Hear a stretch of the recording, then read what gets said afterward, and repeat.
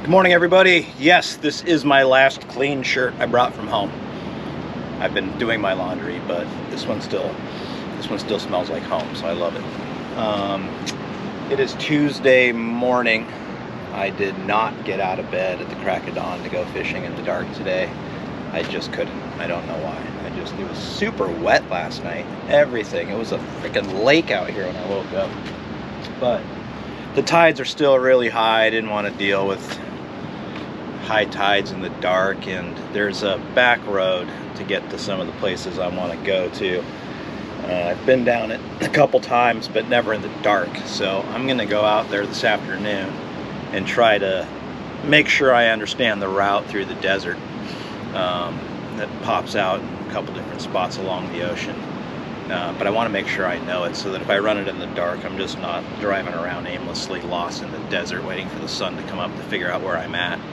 So I'm going to do that. It's going to be low tide today at 1:30, and there's a bunch of areas that I want to look at low tide. That's when you can see where all the rocks are and the bowls and the dips and the steep beaches.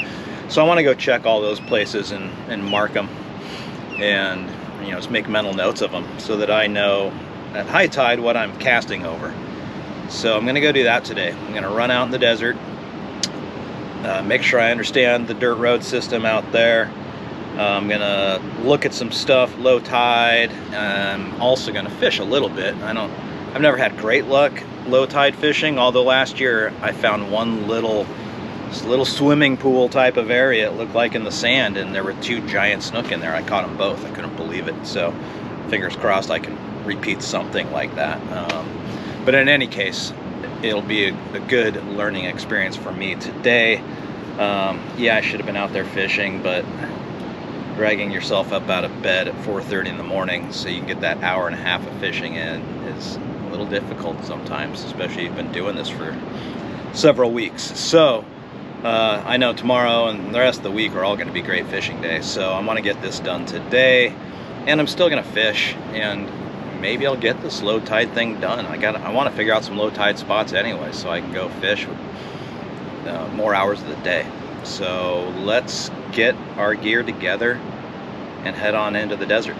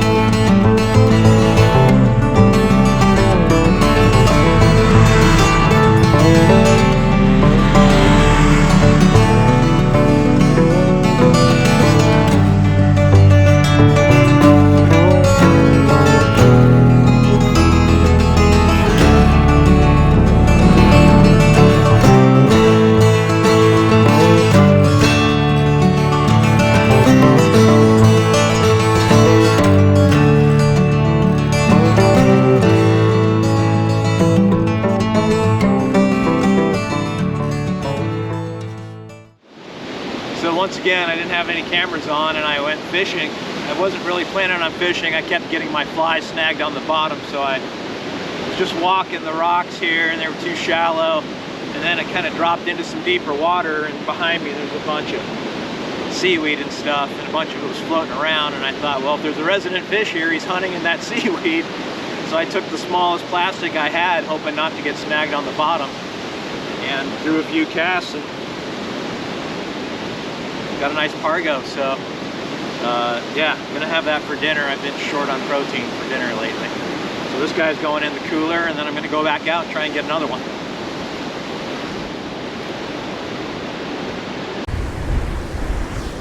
Okay, we're gonna head down here and try this again.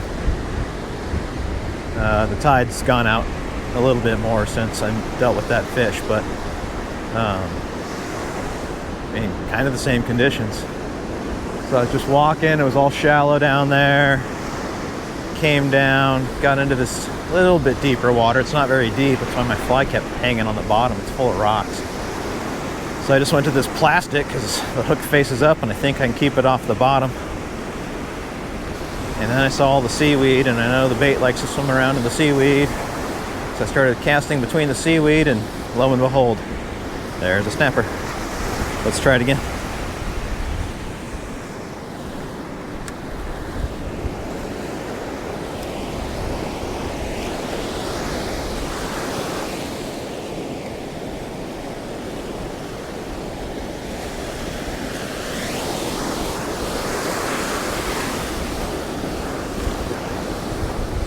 Kind of a little tiny bait for a very large rod, but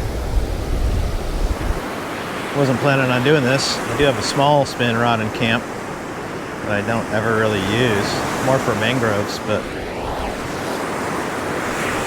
work good in this little situation, little light tackle cargo fishing. Who knows, there could be like snook in here. Could be anything could be in here.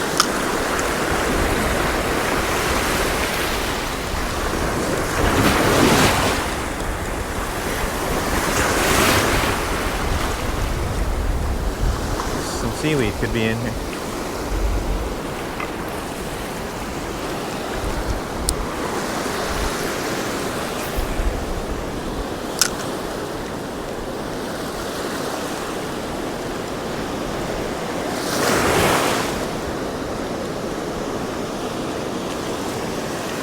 This would be a really good spot to bring my single-handed fly rod.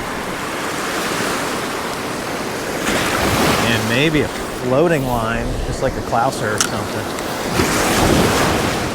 Which I have. There we go. There we go. That's another snapper.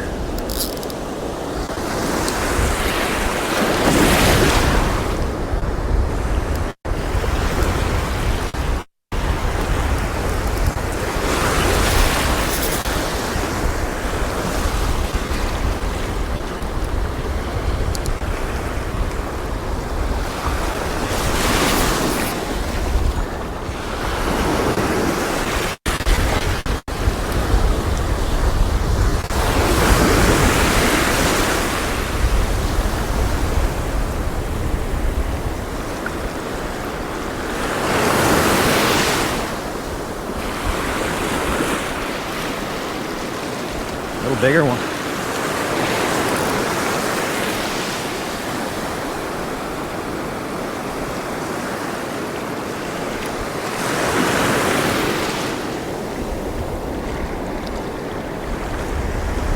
Yeah, it's a strong fish.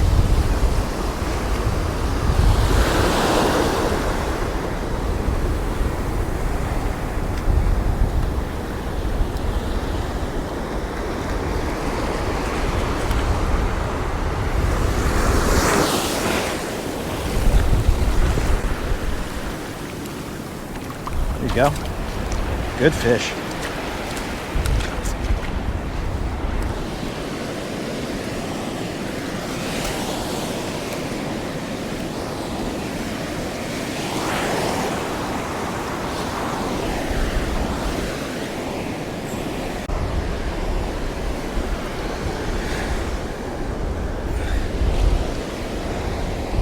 There you go.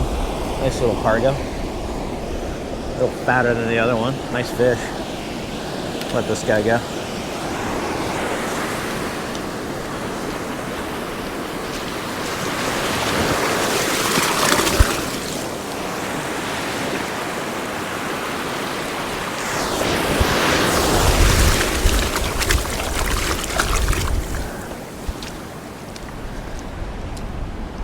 All right. It worked twice in a row. Wasn't a fluke. Yeah, I gotta go get a new setup. Okay, I got a fly that pretty much mimics that plastic exactly.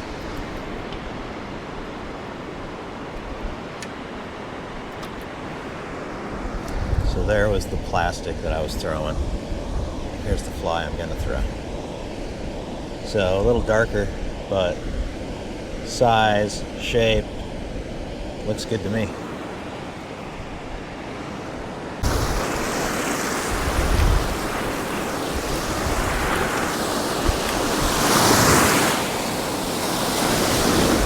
Oh, fly fishing, how I love you.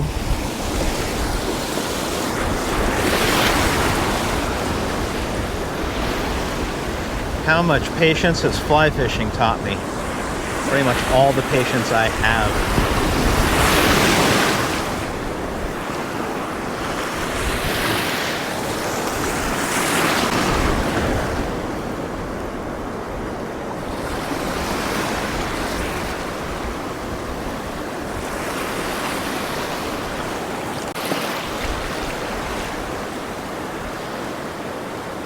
Starting to fire this rod, I like it. Just kind of being able to fish without giant waves in front of you is really helping me here.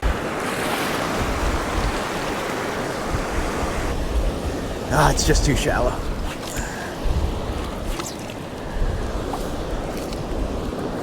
There's little pockets over here on the left, but just getting super shallow. We must really be at low tide here.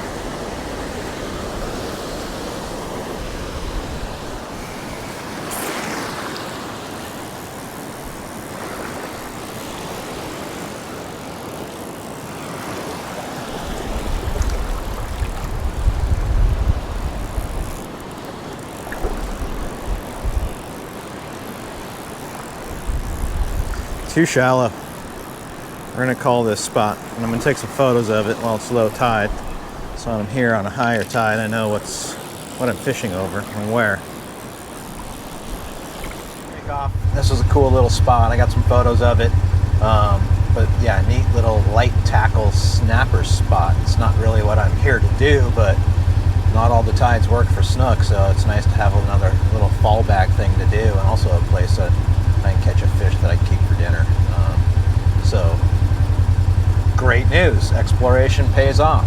That's the second time I've just kind of come out and explored instead of doing what I already knew, and it's paid off. I've caught fish. So, I'm going to go back down to a spot I know that I've done well at low tide on snook and see if there's anything that...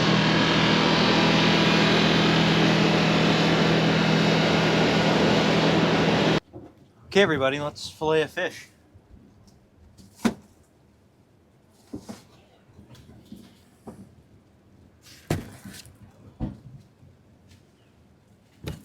Got a nice Pargo. This would be a Colorado snapper, I believe. Small one.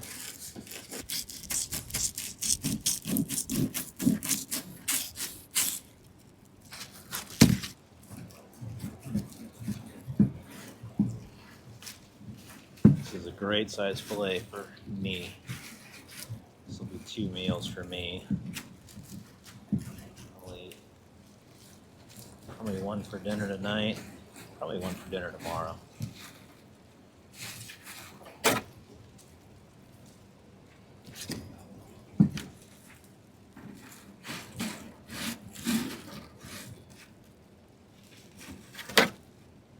Okay, in case you're wondering what I've done with this fish, they sell here in the store Kellogg's Corn Flakes Crunch. It's just crushed Kellogg's Corn Flakes. And then you throw the sweet mesquite seasoning, mix it together, cut your fish into strips, put it in said seasoning.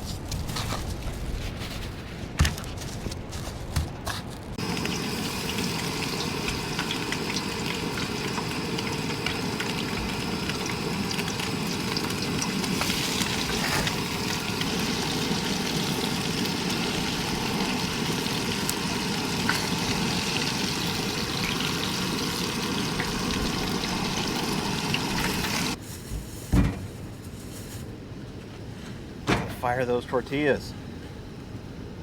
Cannot eat an unfired tortilla. There's bubbles going in there. Might not like this next part, but here we are. I've got no vegetables. Got to make this as tasty as I can. So in lieu of tartar sauce, just a touch of mayo. Weechel. Throw some fish on there.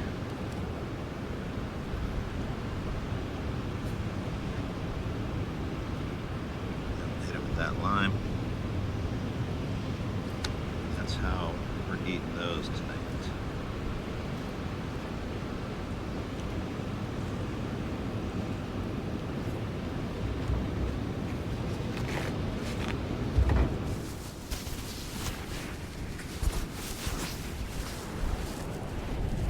That wraps up Tuesday, everybody.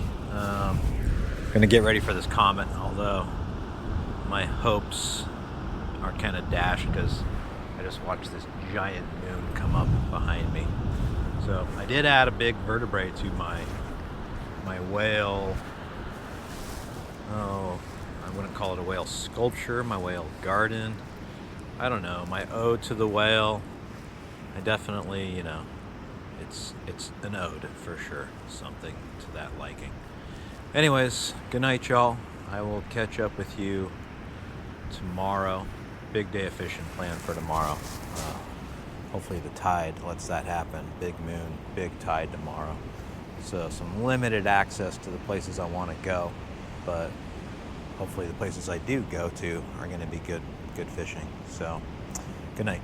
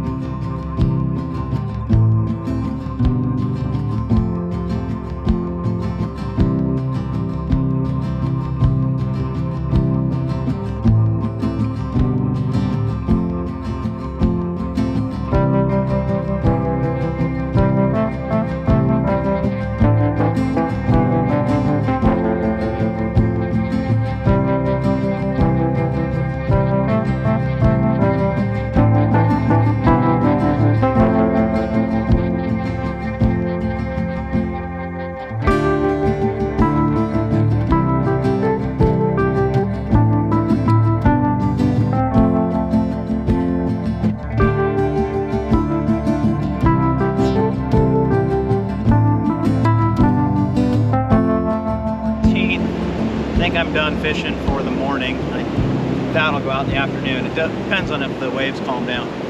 I just wanted to try today because everybody said not to. So that's just how I am when I fish sometimes. I gotta know for myself. I can't just listen to somebody. So tomorrow and Wednesday look like really good snook days. So I will get busy with the fly.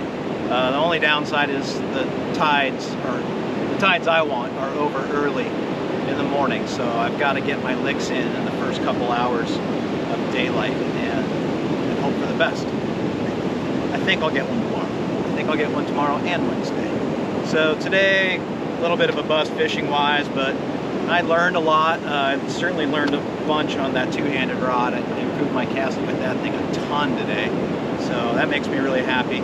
And I just went back in the desert and listened to some quiet for a little bit. Just listening to these waves crash constantly. It was starting to gnaw on me a little bit. So I went back there, flew the drone a little bit, saw some horses, some freshwater ponds back there. It was kind of cool. And looked at some Indian caches in the cliff sides that I found last year. One in particular that had been broken into before I ever found it, but still a pretty neat spot. I'll go back there again when I get my hiking boots on and go climb around and show you some really cool stuff back there. There's all kinds of stuff to see. So I think I'm gonna go back to camp. I gotta go put my phone in a bag of rice. It doesn't want to charge on the charger. I don't know why. I didn't get it wet, but I think it's just this environment. You feel wet all the time. You wake up feeling wet, you go to bed feeling wet. You're wet all day. I think the phone is probably the same way. It's just picking up all the moisture out of the air. So anyways, I'm going to see if I can get that back to life and functioning. I got a lot of time ahead of me. I kind of need it to stay in touch with my loved ones and obviously check tides and such and take occasional pictures. So anyways, heading on back to camp and see what the afternoon brings. That's a rib. That's broken. That's a rib. That's broken. That's broken. It's broken. All these ribs are broken. It's broken.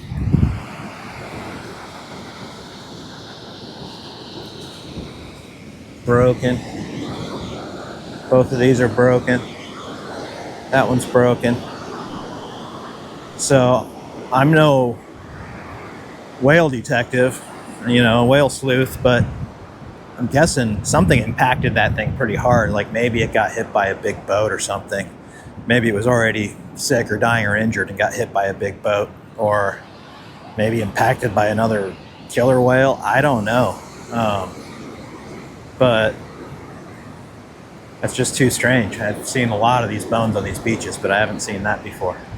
So I wonder what did impact the side of this whale to break all its ribs and probably kill it or finish it off at least. Really wild. It's beautiful. It's a beautiful place. The ocean's beautiful, but it's also cruel. But everywhere you go to the Bahamas and go to these beautiful places, there's a dark side to all of it. Doesn't matter where you are. You can go into the Rocky Mountains and freaking deal with cats and grizzly bears and see what they do. And yeah, it's that's just kind of how life is. But at the same time, it is beautiful. You get equal ends of it. And here we are. Here's the beautiful part.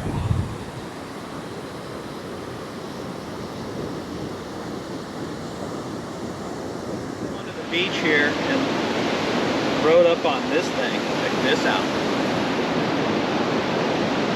The chompers on that thing. I don't know for sure what it is, but I'm going to find out.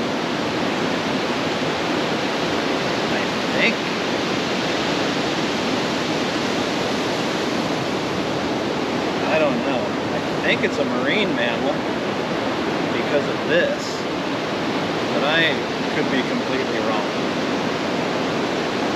But that's kind of what I think it is, but I don't know what kind of teeth they have.